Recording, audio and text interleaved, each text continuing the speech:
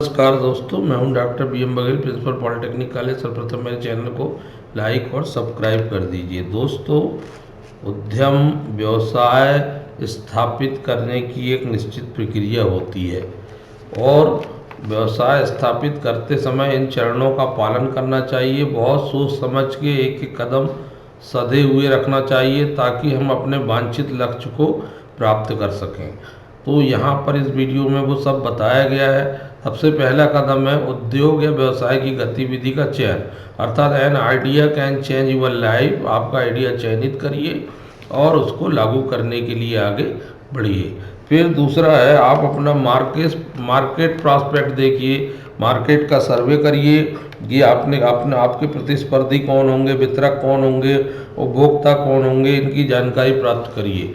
और ताकि लोगों से ये पूछिए कि यदि आप ये प्रोडक्ट लाएंगे तो वह खरीदेंगे अथवा नहीं, उनकी कितनी रुचि रहेगी। फिर इसके बाद इकाई की संक्षिप्त योजना बनाइए।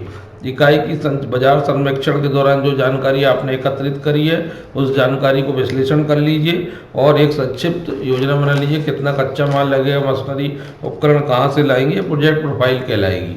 इसके बाद जो है इकाई के लिए उपयुक्त स्थान का आपको चयन करना है। एक ऐसा स्थान होना चाहिए जहाँ से आसानी से आवागमन के साधन उपलब्ध हों, जहाँ जो है भंडारण की सुविधा या वस्तु को विक्रय करने की सुविधा या मार्केट तक पहुँचाने की सुविधा आसानी से उपलब्ध हो।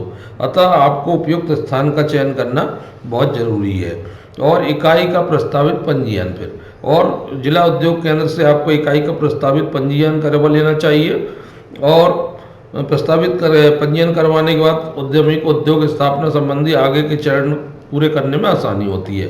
एक बार प्रस्तावित पंजीयन हो जाता है तो 5 साल तक चलता है। इकाई के लिए कार्यस्थल प्राप्त करना अथवा भूमि आवंटित करवा लेना चाहिए। यदि आपके पास भूमि, मकान या दुकान है तो कोई बहुत अच्छी बात है, नहीं है तो आप शासकीय योजना के तहत इसका आवंटन करवा सकते हैं। भवन कारशेड से संबंधित नक्शा व एस्टीमेट तैयार करना, आप जो है एस्टीमेट तैयार कर लीजिए कि टाउन कंट्री प्लानिंग और विद्युत विभाग से अनुमति प्राप्त कर लीजिए।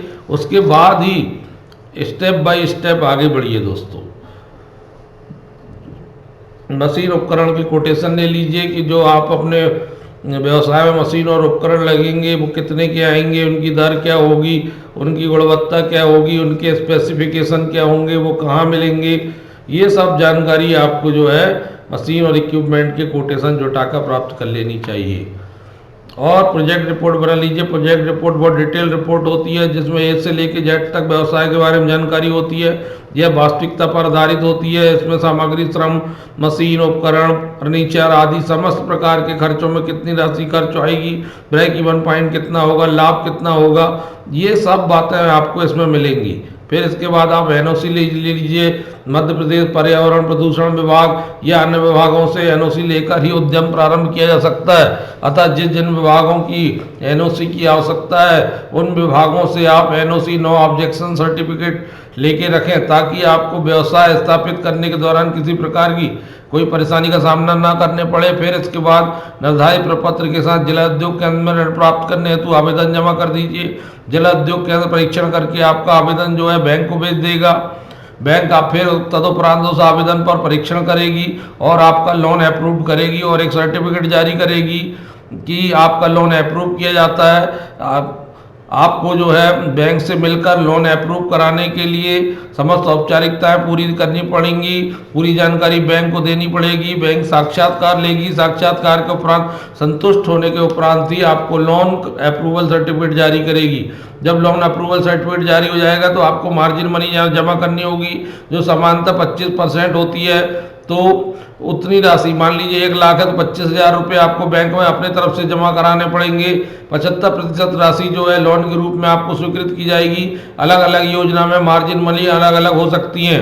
इसके लिए आप योजना का अध्ययन करें। फिर आपको अपना निर्माण कार्य शुरू कर देना चाहिए। साइट में आपका कंस्ट्रक्शन शुरू हो जाना चाहिए। आपकी फैक्ट्री साइड आदि का निर्माण शुरू हो जाना चाहिए कि आप मशीनों को किस प्रकार से लगाएंगे। आपके व्यवसाय उद्यम की आवश्यकताओं को ध्यान में रखकर आपको समस्त निर्माण कार्य पूरे करवाने हैं। फिर मशीन उपकरण क्रय हेतु आपको ऑर्डर प्लेस करने पड़ेंगे। ऑर्डर प्लेस करने से फिर समय पर मशीन और उपकरण आ जाना चाहिए, क्योंकि मशीन उपकरण आपके साइट में पहुंचने के बाद फिर उनको आपको स्थापित करवाना पड़ेगा।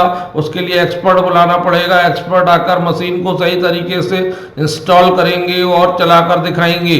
विद्युत कनेक्शन होना चाहिए आपके पास, और यदि आपके पास विद्युत कनेक्शन के और पावर के संबंध में आपको आवश्यक व्यवस्था करनी होगी है, जिसके लिए आपको जनरेटर आदि की आवश्यकता पड़ेगी। मशीनों की स्थापना, कर्मचारियों का चुनाव, कच्चे माल की व्यवस्था, ये सभी पहलुओं पर आपको ध्यान में रखना है कि समय पर मशीन स्थापित हो जाए, उपयुक्त योग कुशल अकुशल अर्धकुशल कर्मचारी मिल जाएं, कच्चा माल कहाँ मिलता है,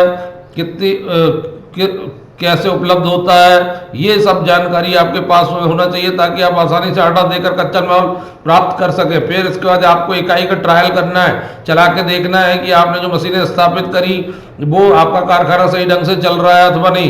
कारखाना यदि आपका ज़्यादा, फिर आपको फाइनल प्रोडक्ट बेचने के लिए निकालना पड़ेगा, फाइनल प्रोडक्ट तैयार करना पड़ेगा, उसको फाइनल टच देना पड़ेगा। फाइनल टच देने के बाद मार्केट में बेचने के लिए निकालना होगा, वो किस दर पर मिलेगा, उसका मूल्य क्या होगा, मार्केटिंग विपणन ये सब निर्धारित करना होगा। इकाई का फिर स्थापित पंजीयन करा लीजिए, फाइनल पंजीयन कर लीजिए उद्योग विभाग से, ताकि अब क्योंकि आपको निश्चय हो गया है कि अब आपको जो है अपना व्यापार या उद्यम आगे चलाना है। इसके बाद जो है कंसेशन रियायत आदि मिलती है सरकारी योजनाओं के तहत। यदि आपने लोन लिया है तो आपको अनुदान मिलेगा, सब्सिडी मिलेगी, कंसेशन मिलेंगे, और उद्यम या इकाई स्थापित करने पर विद्युत में अनेक चीज़ों में सरकार बहुत सारी रियायतें देती हैं। उन रियायत का आप पूरा फायदा उठाइए। इसके लिए आप जिला उद्योग केंद्र या जिससे इकाई से आपने उद्यम स्थापित करने का निर्णय लिया उससे पूरी जानकारी लीजिए और फायदा लीजिए। धन्यवाद दोस्तों।